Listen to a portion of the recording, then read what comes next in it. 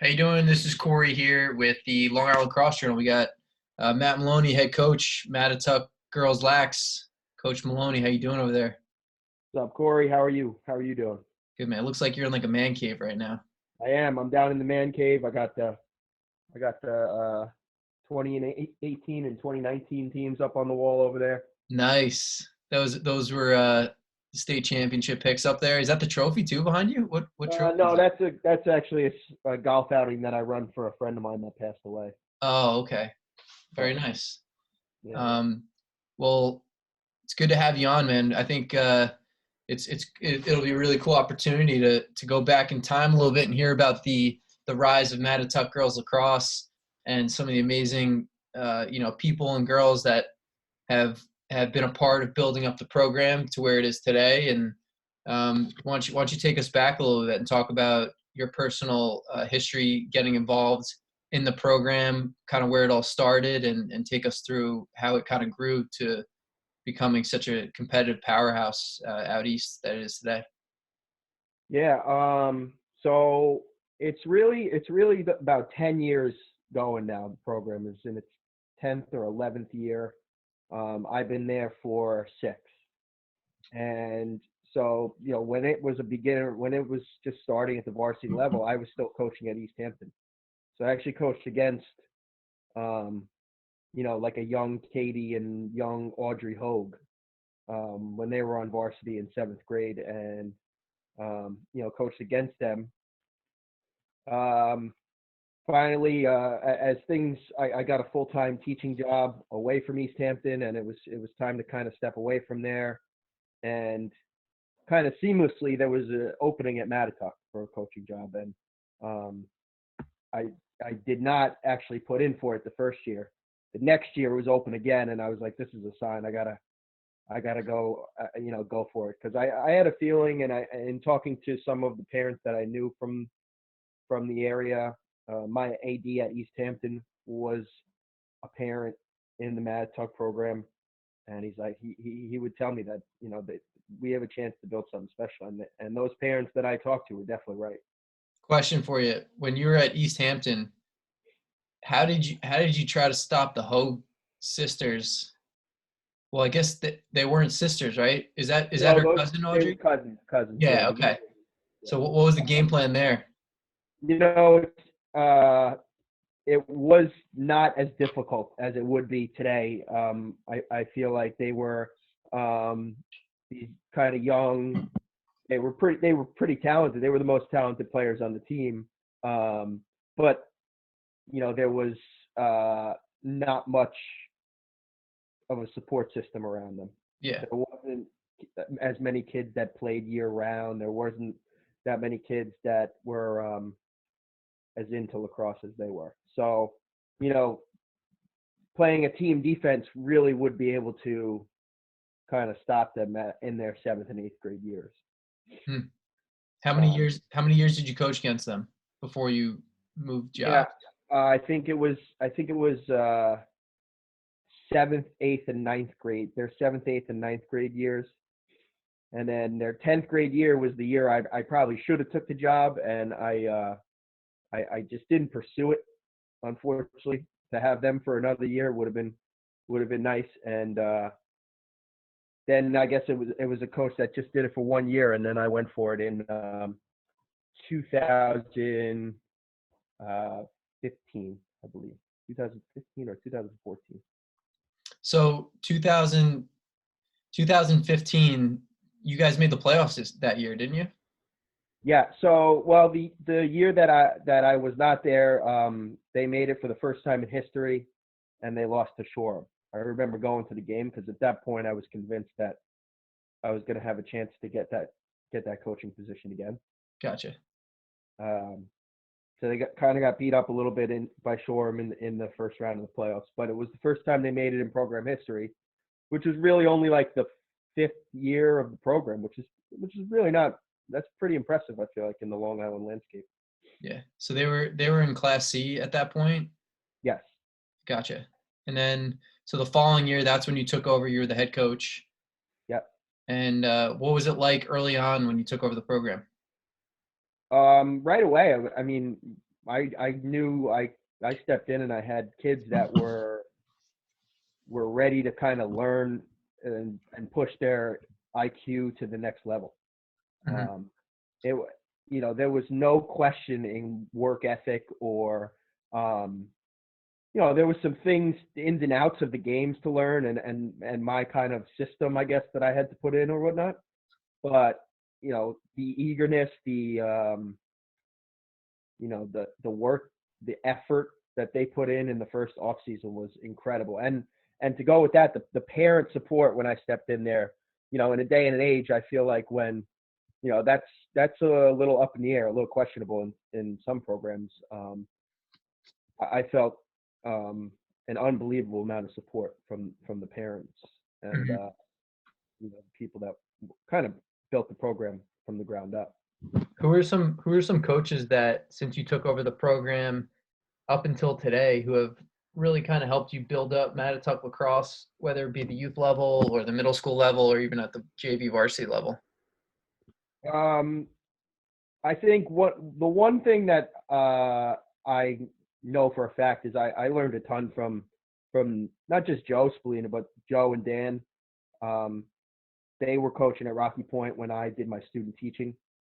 I went to high school with Dan.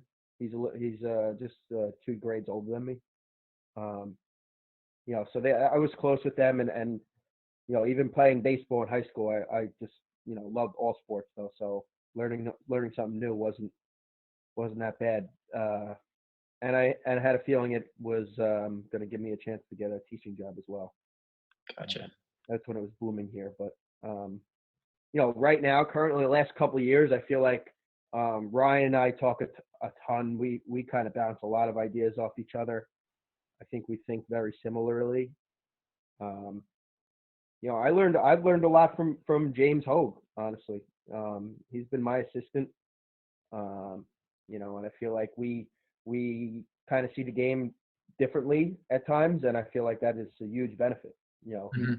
maybe thinking a little more. I tend to think a little more defensively, and I think he thinks a little more offensively, and I think that's something that we've kind of have been able to kind of mesh together real Mm-hmm. nicely. Yeah, James, is he responsible for helping build up the youth program too? I mean, he has 3 daughters. Obviously, he was a big part of it. I feel like James and Tom Hogue. I feel like Rob DiGregorio, if you remember Jane, who played in me. Sure. And he had started that whole the Title IX program out there. Mm-hmm. And I think he got a lot of people to play. Like I said, when I spoke of the Hogues coming up to the varsity level and not having a great support system, I think he was able to get a lot of kids to play more than just March to May. Mm-hmm. And I certainly, from the coaching standpoint, certainly benefited from their legwork. Yeah. When did Mattituck transition from being a C school to a D school out in Suffolk? So that was 2017. And 2017 was that was when they created the Class D in New York State. Gotcha. So I didn't really know it was happening until they just announced it in I'd say maybe the start of the school year. Well, they would have to do it for fall sports too. So probably sometime in the summer. Right. They announced that there was going to be a Class D, even smaller class than Class C was, and obviously we benefited from it. But I remember when Class C, that's when I was coaching with the Spallina brothers at Rocky Point. Class C was, you can't say it was a joke, but it was right before Ryan got to Bayport, and Shoreham and Mount Sinai would play for the county championship every year, pretty much. Mm-hmm. This is probably like mid 2000s, and it was what Class D effectively kind of has become. Mm-hmm. But obviously those programs have built up, and Class C, I would argue, is the hardest classification in Suffolk, I think. Yeah, maybe in the country. Well, Maybe, yeah. what's interesting is, like you said, it benefited you, but at the same time too, there's no argument that your team is on, the same level as all those other teams. For you, what's your approach to trying to push your girls to play, a really competitive schedule? Why do you go off and play some of those teams, and why do you think it's important to the success of your girls and also the program as a whole? Yeah, I always try to. I love that regular season schedule that we have. The PowerPoints you play. We've played pretty much every tough team, top 10 team, last 5 years, and we've done really well. I feel like last 2 years we had 5 losses, but all 5 losses were both years were by a combined 8 goals. Wow. So that was everything is compete, practice, compete. I've always tried to make practice harder than the games. That's something that I kind of one of my mottos, I guess. But you're not always successful doing that. But if the kids know that you're trying to bring it every day, it tends to trickle down to them. I feel like, and that competitive nature. When we have team bonding things and we can compete for fun in a backyard in a I don't know, a spike ball game or something like that, that translates. And if we can compete against each other and practice, and then it's no problem. Pushing ourselves to the next level and playing those tough teams. Mm-hmm.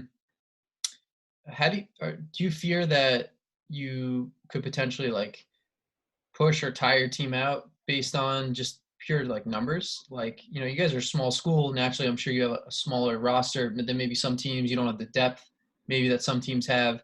Does that kind of change your approach, or do you say, you know what, these girls are going to need to have the stamina, have the endurance, have the grit. We're just going to approach it the same way if I was coaching for an A school?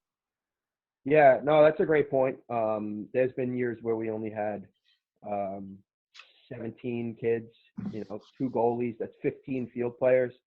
That's tight if you get an injury or two, Definitely kind of been in the back of my mind coaching at both schools, East Hampton and Mattituck, both small lacrosse programs. You never want to lose somebody to injury, but at the same time, right, like you said, you have to prepare a short bench to play the whole game. For the most part, you have your players out on the field. Maybe you kind of give them rests on the field, where you have a midi like say Mackenzie Hogue. She's not going to run midi the whole game, but she's extremely valuable on the circle and on defense. So you play her a run or two on attack each half, just to kind of have her fresh for down the stretch, down those tough games. Practice wise, you kind of, if you do it for a while, I feel like you get a sense of, okay, we played Mount Sinai yesterday. This practice maybe has to be a little lighter. And I have no problem saying that to the kids. But a lot of times if we do that, I say that up here still has to be here. Mm-hmm. Still have to be focused up here. Still have to get something. I know Joe says this a lot at Stony Brook. You still got to get something out of today. I don't want you to come out here and just be wasting your time. I'm fine with resting the legs from time to time. Mm-hmm. But okay, then maybe more than half the practice is a little more mental and dissecting things, film. You can do, if your team needs a rest, you can do a film day. It's kind of a nice way of sneaking a rest day to them. What do you like about coaching high school girls lacrosse? I love, like I said, the schedule that we play here on Long Island. And I love to see kids execute a game plan. I love to see the progression throughout the season. Obviously, every coach always talks about getting better and improving. And of course, that's true. But I absolutely love the game planning aspect of it. And when you kind of see it, some games almost, it's cliche, but some games almost slow down and you're like, okay, what we put in practice the last 2 days is actually coming into play, coming to fruition. And to see the kids execute that is just, it's a great feeling, but it's a nice part of a relationship, I feel like, that gets overlooked sometimes, the coach-player relationship. People Mm-hmm. talk about the obvious things, but that part specifically to me, I do particularly love.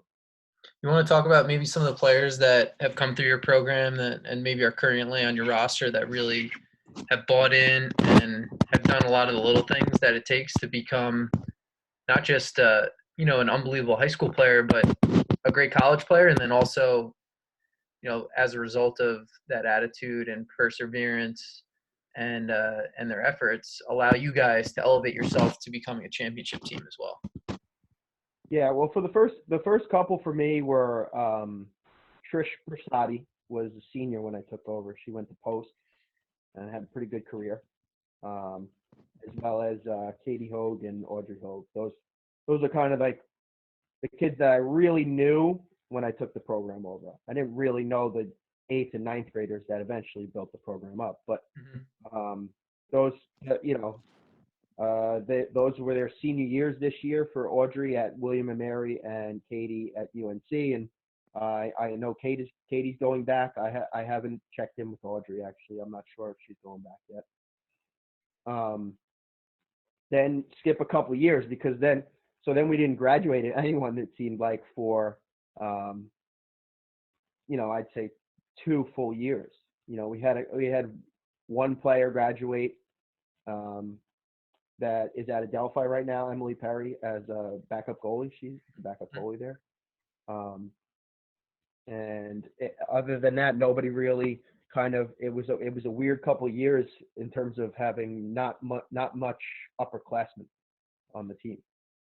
And then 18 was a special group to me.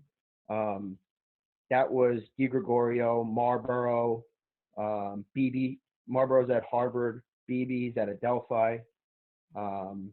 Ashley Burns is at College of St. Rose. She transferred from Wagner. And then 2 others, Brianna Fox just was one of the most improved kids I've ever coached, and Alex Talbot was a goalie for us as well. That group was special. That group, I remember at their senior awards night or whatnot, I had everybody. I had them up on the stage, and I had the parents stand up in the crowd, and I just remember I felt like I said that we were meant to meet each other. I just felt like it was such a connection with that group, and it was, like I said, they were a special group, and their pursuit to play in college was great for them, and they're doing great things, contributing to their teams, but what they did to put Mattituck on the map, I felt like was it was a special group, the 18 group. 19 last year was again was an extremely large group, and I definitely at times didn't have the same connections as I did with the 18s. But that was something that really developed over last year when they became the seniors. So you think, okay, how are you going to pick your captains out of a group of 11 people? And some kids probably stand out, but we had rotating captains. They led off each other's, they fed off each other's lead in the leadership. They really developed into a really great group, obviously, aside from winning, just into a great team and connecting with myself and them. That was last year. That was Riley Hogue, Francesca Vasilkozo, Lauren Zahoski, Julie Seifert, Maddie Schmidt. It was a big group. And again, some kids in that group that I didn't really think would have an impact at the varsity level, and really stepped up and progressed extremely well throughout last year. And then what was expectations and what was the makeup of this year's team? So this year we had 6 seniors. Actually, we had 7. We had a girl that played soccer and used to play lacrosse. She came out as a senior. Nice. Good athlete. Very good friends with a senior that got injured in soccer. So there was going to be a chance for her to kind of they were friends from soccer. My injured player, Maggie Brewer, had tore ACL in soccer. Oh. She's going to Sacred Heart. And this player, Claire, they're good friends. So Maggie was going to kind of have a nice little coaching job to to bring her along in for her position essentially. Mm-hmm. So I was going to be curious to see how that developed. We have some returning award winners from last year. Obviously, Mackenzie Hogue was a six-year starter on varsity, All-American last year, going to Virginia. She's one of the smartest, if probably the smartest player that I've ever coached. Mm-hmm. And I just she sees things before anyone else sees them on the field. Mm-hmm. She truly is another coach. She is a player coach on the field, kind of positioning everybody, helping everybody while doing, max effort on her own end. Mm-hmm. And extremely proud to have watched her grow up from such a young kid into this force at the varsity level. I mean, I don't know how many games you've seen of ours, but her on the draw circle and on defense gets overlooked because she's so powerful offensively. Yeah. She is incredible on the circle and on defense. Yeah. And that's Offensively. something that I think she's going to Virginia for attack. So you might not see it very much after this year, but Might see it in the ride a little bit. yeah. And then Peyton Maloney going to New Hampshire. She became a staple of our defense last year. She was all league. And Caitlin Tobin, who's she is our best player from Southold. Mm-hmm. She's going to UMass Lowell. And then we had two more seniors that played last year. They were like the 13th and 14th woman off the bench, first off the bench. Mm-hmm. Charlotte Kyle and Hallie Foster. I think they were going to be set up to have pretty big years because I think Caitlin and Mackenzie were going to get a lot of attention, and nobody really knows who these kids are, those two. So I was very excited to see, or still am, I guess, still holding out hope, still excited to see how they were going to step into bigger roles this year. What are you going to do with no Hogue on the roster next year? Hopefully we've built the program to be able to continue, even with their family. They were great, and they are great, but we always preached the team first, and they supported that 100%. Mackenzie, I've just talked about her because she's one on the roster, so she will make the right play. She's a high school kid. I'll say 9 times out of 10. Mm-hmm. She will make the right play in the situation. Doesn't matter who she's throwing to or, Mm-hmm. Or who's throwing her or whatnot. Mm-hmm. But hopefully we can sustain that. I know, ultimately down the stretch in a game, you need a stud to kind of step up and pull the trigger on, scoring a game-winning goal or something like that. But hopefully you can find those kids. But if you can live by that team mentality that I like to think that I've promoted since I've been there, then hopefully you reload instead of rebuilding, you reload. Since we have about 2 minutes left here, I always like to leave it with a little advice. I'm curious if you could go back in time and give yourself some advice as a young coach. What's one thing that maybe you would say? That's a good one. I feel like my coaching career is very it kind of has been like a snowball. It started off really slow, really weak program that I took over and kind of have built up East Hampton and then stepped away and then did the same thing at Mattituck. I don't know. That's a great question. I feel like there's things that would definitely go back and change and wish that I knew now, but I love kind of the trajectory of my coaching career. I knew, in high school and in college that I wanted to coach, that I wanted to, be a phys ed teacher, and I wanted to coach after school. And I really don't have any regrets with that. It's developed. It's part of coaching. I think is so much is learning from your mistakes and able to adjust and get smarter after each game and each practice. And I think I've been able to do that. You know, if there was, I guess if you could go back and there was a way to make it happen faster and, you know, be more successful, I guess that was it. But I think I've been pretty successful thus far, and I really like that. I feel like it's more than lacrosse to me, and I do feel like I'm preparing, you know, trying to prepare the girls for the future, not just to play in college, but to you know, prepare them for life.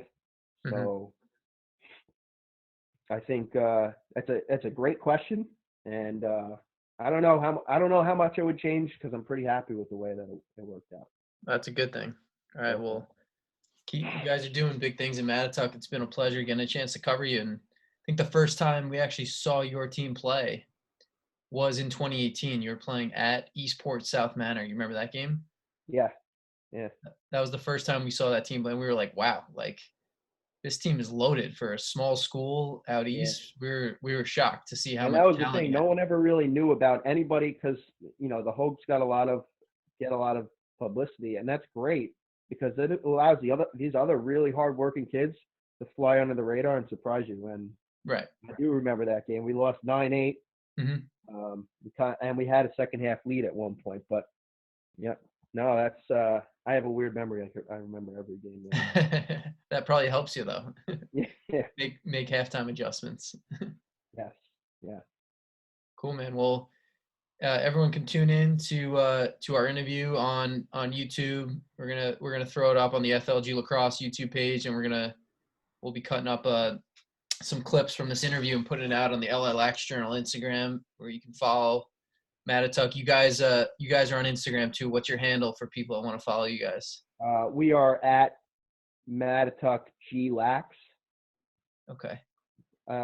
Is that's Twitter? I'm sorry. I think is that your Instagram? I think it is. Checking right now, real quick. Mattituck GLAX. Yeah. Yeah.